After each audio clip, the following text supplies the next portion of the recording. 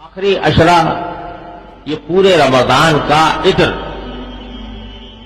اس کا نچوڑ، خلاصہ، یہ آخری عشرہ، آخری 10 دن یا 9 دن جتنے بھی نصیب ہوں۔ جیسا میں پہلے بھی بار بار عرض کر چکا ہوں کہ دن تو ظاہری دیکھنے میں سب برابر، راتیں دیکھنے میں سب برابر،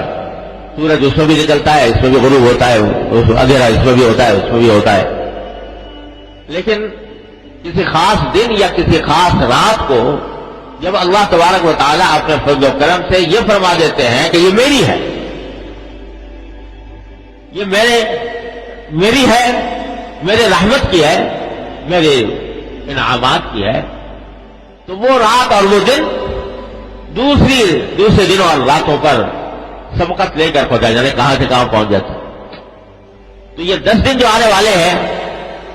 اور خاص طور سے اس کی 10 راتیں، یہ پورے رمضان کا عطر ہیں۔ اور اگر بالفرض ہم نے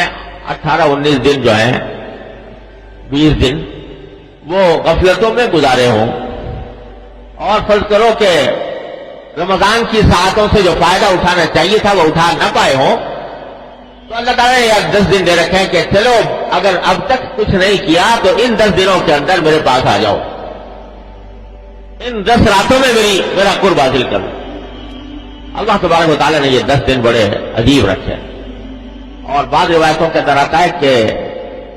یہ 10واں حصہ جو ہے رمضان کا، یہ عتق من النیران، آگ سے آزادی کا پروانہ لے کر آتا ہے۔ یہ اگر کوئی مومن ایمان اور عمل صالح کے ساتھ اس عشرے کو گزارے تو اللہ تبارک و تعالیٰ اپنے فضل و کرم سے ہمیں توفیق عطا فرما دے کہ اس عشرے سے صحیح فائدہ اٹھانے کی توفیق ہو اللہ تعالیٰ کی طرف سے، اور اس کی برکتوں اور رحمتوں سے صحیح معنی میں مستفید ہونے کا اللہ تبارک و تعالیٰ موقع عطا فرما دے۔